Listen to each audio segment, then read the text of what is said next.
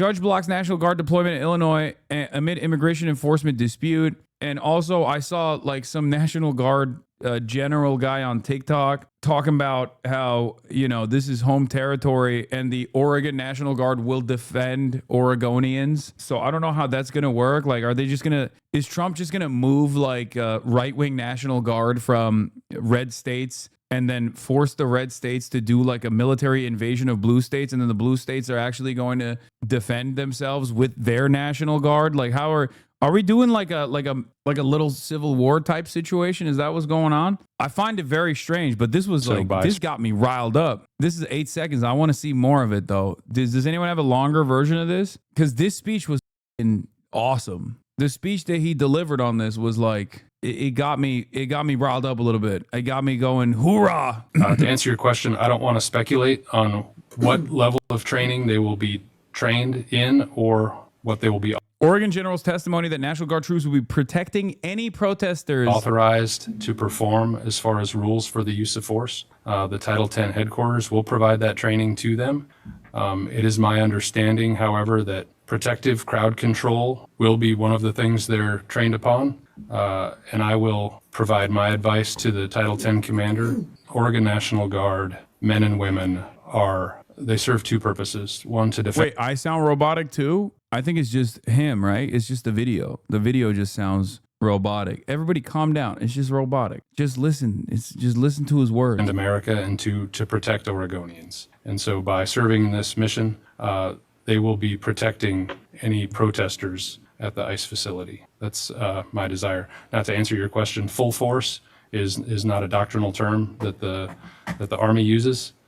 So I'm not sure exactly what that means, and I don't want to speculate as to what level of force. In defending what Portlanders are saying about their city and the need for troops.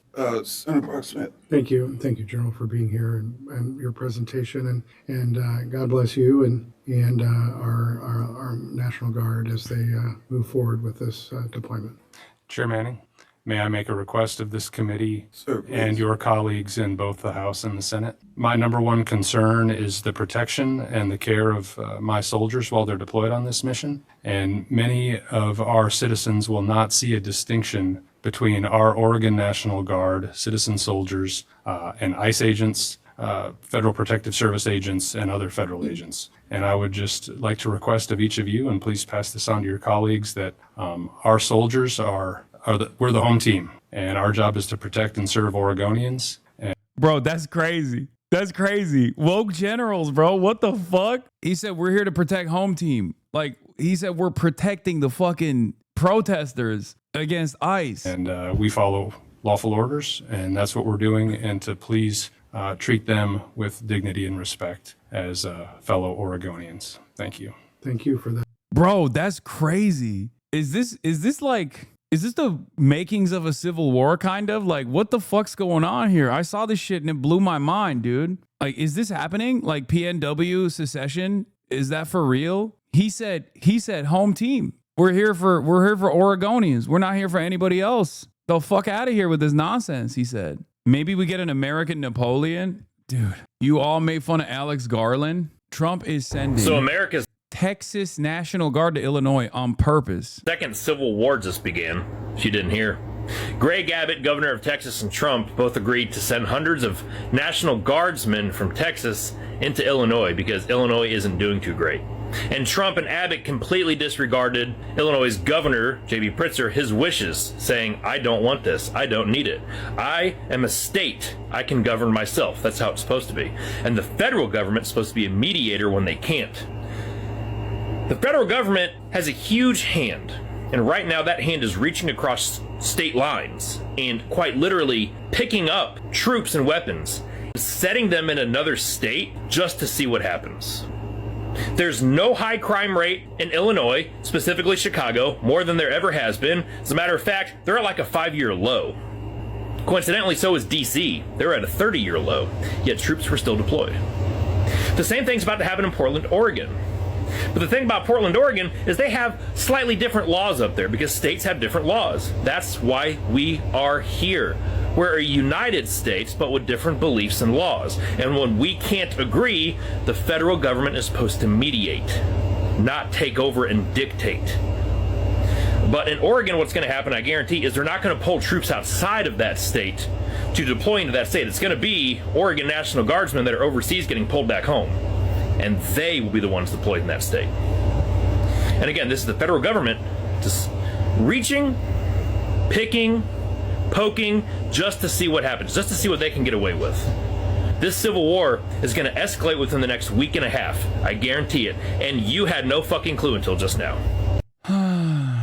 The court's orders are ignored. We do enter civil war territory. They expect states to offer immunity to citizens that don't pay federal taxes before seeing troops on troop violence, though. I don't know, man. It kind of feels like it's getting a little spicy. ICE detained mother walking to work to a house in the richest suburb of Chicago. She was crying out that she couldn't leave her daughters, witness said. She was begging to call her mom for help, who may have her paperwork. Kenilworth is considered the richest suburb of Chicago with a median household income that exceeds $250,000. Home prices range from $1.5 million to $2 million, with some properties listed as high as $5 million. Are you okay? The village is located about 16 miles north of downtown Chicago along Lake Michigan. Hashtag Dems United. Like, how can you feel like you're doing a good job? Like, I'm serious. I'm serious. How can you do this and be like, I'm doing this for the greater good? Like, there is no shot, dude. Do people, like, how can anybody look at this image and think, yeah, more of this, please. I voted for this. Shit like that. It truly does not make any sense. You are something different. We cannot be the same type of organism. People started to hide their neighbors from ICE. Truly the Fourth Reich. Neighbor shielded 7-year-old during South Shore federal raid. I didn't want them to take her. During the September 30th raid, one tenant protected a terrified girl and her mom. Remnants at the complex, including a detailed map of all the units, offer clues to what the authorities may have known before that night. Like, I just don't, I can't see this as anything but just like fucking sheer cruelty. This is unimaginably inhumane. Mass Border Patrol agents aggressively arrested WGN video producer Debbie Brockman in Lincoln Square Friday morning, supposedly for obstructing justice. I'm going to be honest, just like with Israel, the more you see these kinds of gruesome images on your timeline, which I don't think the media is doing enough coverage on, for the record, the more people are going to get frustrated. But it's like, it's the same process. We can arrest whoever the fuck we want for whatever fucking reason that we decide. And there's nothing you can do about it. There's nothing you can say about it. Fuck you. What are you going to do about it? And then we'll just sit there and lie. We'll just sit there and claim that, you were obstructing justice or some shit. Prem Tucker tried to post it on TikTok, but got blocked. TikTok took down my 8-second video featuring this image of Debbie Brockman, the news producer just detained by Trump's CBP agent, saying it violates the joy of TikTok. Part of the joy of TikTok is coming across new and unexpected content, but the platform is not a place to intentionally shock, upset, or disgust others. We recognize this type of content may be triggering, cause psychological harm, or lead to extreme discomfort.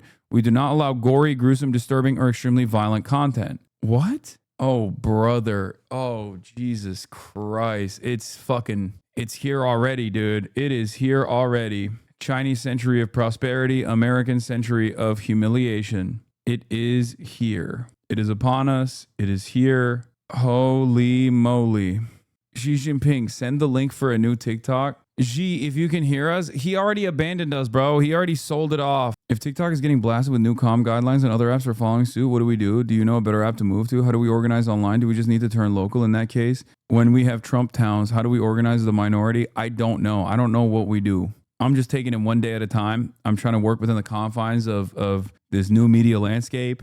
And I truly don't know, but it is always best to organize amongst your neighbors as well, for sure. And, work with a larger national organization like DSA. But these are very strange times.